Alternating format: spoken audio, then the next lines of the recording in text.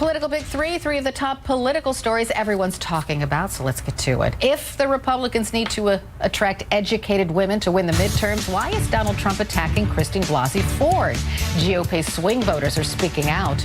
A 1983 letter comes to light. It allegedly shows a young Brett Kavanaugh writing about Beach Week and a variety of planned excesses, including a boast that, quote, we're obnoxious drunks. Should this matter? And Melania Trump's Be Best campaign in Africa. Today, the First Lady visited a facility where African slaves were held until they were shipped to other countries to be sold. Melania Trump was visibly moved.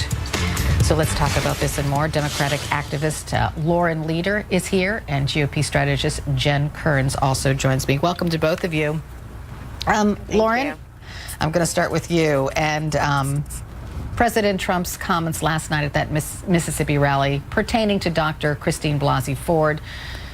Democrats say, and some Republicans say, the president mocked Blasey Ford, but other Republicans are saying he was simply pointing out the conflicts, the conflicting things that are in her story. Which was it in your mind? You know, it's just so unbelievably inappropriate for the president to be fanning the flames of division that are already so deep in the country around this issue. And even people in his own party are deeply distressed that he has made this, that he chose to go after her, that he encouraged people in the audience, wound up laughing at her. I mean, this is just the latest sort of tragic episode in the alienation of women in this country. And I'll just tell you that I'm someone who believes in a strong two-party system. It gives me no pleasure to see the exodus of women away from the Republican Party. We've had some amazing women Republican leaders over the years who I may disagree with, but who I believe represent the country with, great integrity and, serve the nation in important ways. And what I worry for the Republican Party is that this president is winding up tainting the reputation of the party, and by pushing the Republicans in power in the Senate, to stick with this nominee, I fear that they are going to alienate women for a generation. The numbers were not on the Republican side to begin with in terms of women voters. Okay. This is just the latest nail in that coffin. Got it. Jen, before I get to you, I would like to play what Kellyanne Conway said earlier this morning about President Trump's comments last night in Mississippi. She did not believe that the president was mocking Christine Blasey Ford. She never thinks okay. He's mocking well, anyone. let's hear what Kellyanne Conway had to say, and then we'll talk to Jen. Here it is.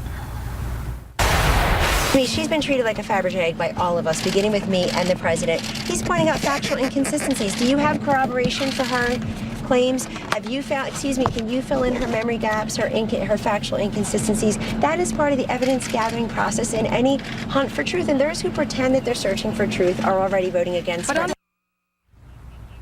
All right. So Jen, is that the way you see it, that the president wasn't mocking Christine Blasey Ford? He was simply pointing out inconsistencies in her story?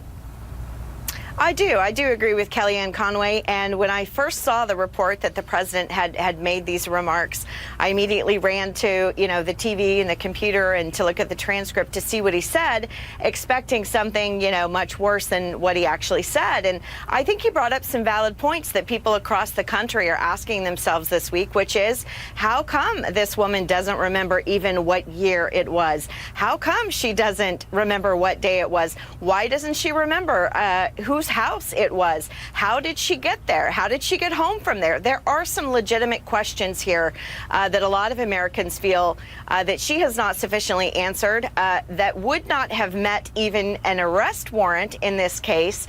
So I think the president was right. I think his tone was also right. I didn't think he was mocking her at all. I think he was describing for the people just how many holes have yet in the case. And regarding women for the midterms. That said, Susan Collins and Jeff Flake do not agree with you, do not agree with Kellyanne Conway, and their votes matter in this, right?